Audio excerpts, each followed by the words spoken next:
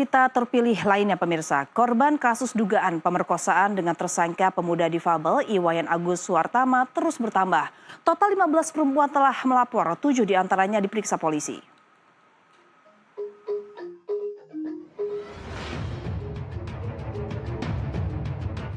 Awal kasus pelecehan seksual dan pemerkosaan dengan tersangka penderita disabilitas Iwayan Agus Suwartama memantik kontroversi.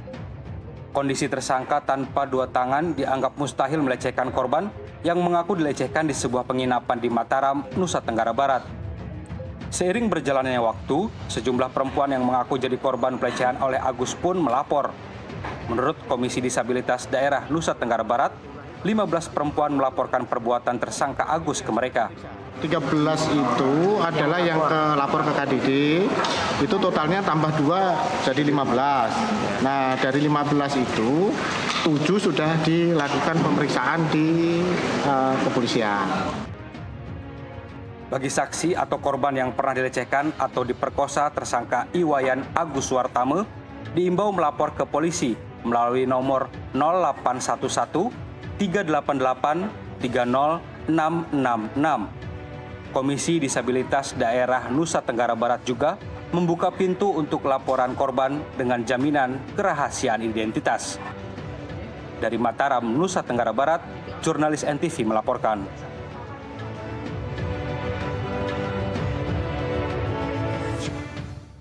Polda NTB mengantongi rekaman video saat Iwas alias Agus Buntung, si pria difabel, mendekati korbannya untuk menjalankan aksi pelecehan seksual. Video itu sudah menjalani uji forensik untuk membuktikan Agus melakukan manipulasi menjerat korbannya. Kakak cantik, jangan mau merusak diri. Saya percaya kakak bisa kan? Punya ilmu kan? Kakak tidak perlu insecure. Buktiin bahwa kakak itu bisa. 6 tahun saya nyari kamu. Tanpa saya sadarin kemana saya nyari orang yang bisa mengerti, tidak saya tahu di mana, entah hati saya kenapa jatuh di sini deh. Saya tidak senang lemah, lap air mata itu. Belum terpuperannya, nanti kayak apa mau ke kampus. Itulah rekaman video dan suara Iwayan Agus Suwartama alias Agus Buntung, terduga pelaku pelecehan seksual yang terjadi di Mataram, Nusa Tenggara Barat saat mendekati para korbannya. Rekaman ini diambil dari salah satu korban saat tersangka Agus Buntung yang menjerat korbannya dengan cara memanipulasi pikiran mereka. Dan video tersebut menjadi alat bukti pelengkap pihak kepolisian.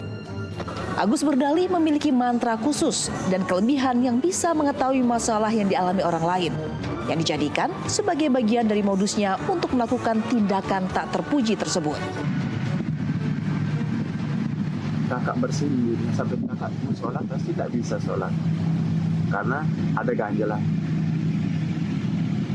Kenapa saya tahu? Karena saya punya bapak tahu kan orang Hindu, bisa tahu baca ini baca itu. Kakak dari mana? Dari Sumbawa, tapi nggak lahir di Sumbawa. Iya lahir di sini. Nggak. Di mana? Di Bekasi. Bekasi. Kakak kan perjuangan kakak itu ya Allah, hanya hidup sendiri dan berjuang sendiri. Benar nggak? Nekat gara-gara hal sepele. Kakak mau nekat lagi? Bisa nggak aku minta jangan nekat? Coba lah. Karena kakak, sumpah, kalau kakak Hindu ya demi Tuhan, nyawa saya kasih kakak. Biar kakak tahu bahwa kakak itu berarti bagi dunia ini. Bahwa sebelum melancarkan aksinya, korban sempat merekam. Korban sempat merekam pelaku yang mendekati korban. Pelaku yang mendekati korban dan sempat merekam melalui handphone korban. Ya. Jadi di dalam handphone itu berbentuk video, tetapi karena diletakkan di bawah tidak nampak gambarnya, yang hanya nampak suara. Tetapi itu mode video.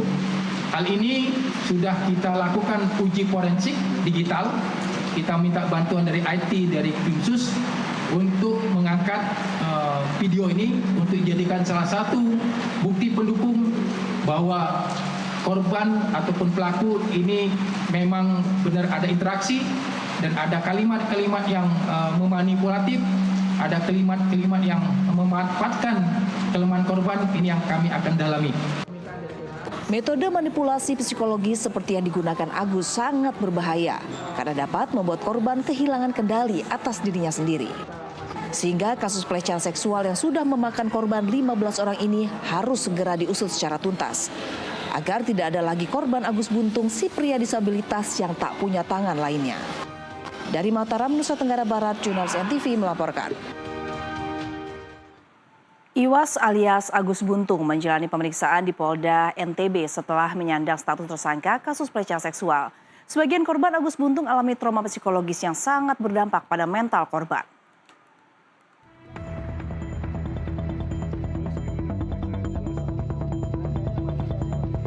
Setelah menyandang status sebagai tersangka kasus pelecehan seksual, pria penyandang disabilitas tunadaksa, Iwas alias Agus Buntung akhirnya menjalani pemeriksaan.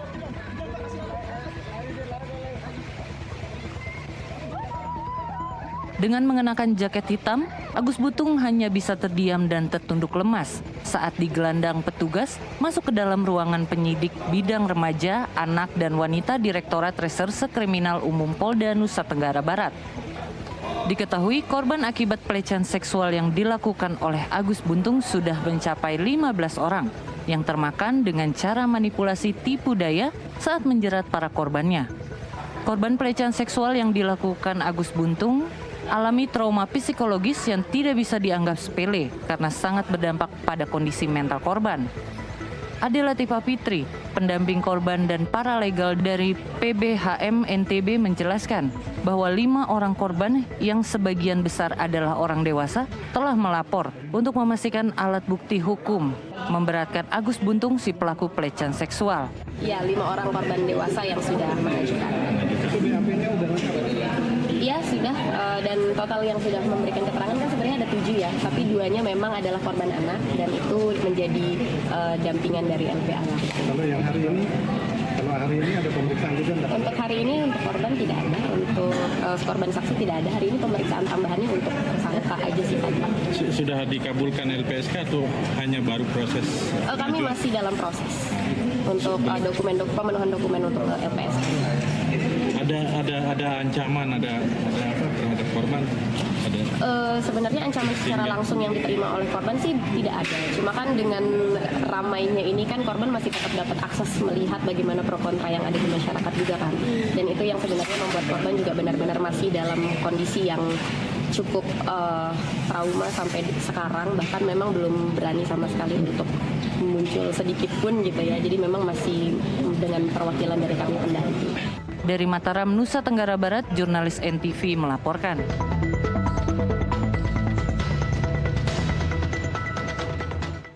Kejaksaan Tinggi Nusa Tenggara Barat akan menggelar rekonstruksi dan proses hukum tersangka kasus kekerasan seksual yang dilakukan Iwas alias Agus Buntung. Kepala Kejaksaan Tinggi Nusa Tenggara Barat, Enen Sari Banon menegaskan pentingnya prosedur dan transparan dan berlandaskan hukum, terutama dalam perkara yang melibatkan penyandang disabilitas. Rekonstruksi Iwas alias Agus Buntung akan dilakukan dalam waktu dekat. Sebagai penguatan alat bukti utama dalam kasus ini adalah keterangan dari saksi-saksi, termasuk para korban.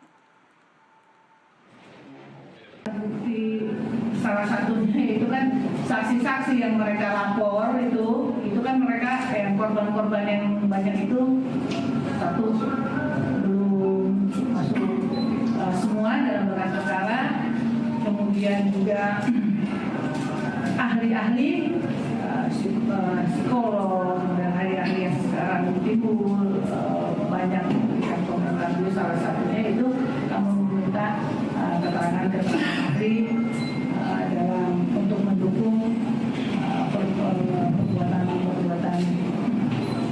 yang dilakukan oleh si tersangka ini. Dalam penanganan perkara disabilitas, kami sudah mempunyai aturan Jaksa Agung, yaitu Pedoman Jaksa Agung nomor 2 tahun 2023 tentang akomodasi yang layak untuk penyandang disabilitas dalam berperkara. Jadi bukan hanya korban, tersangka pun sudah diatur bagaimana kami menangani tersangka yang disabilitas. disabilitas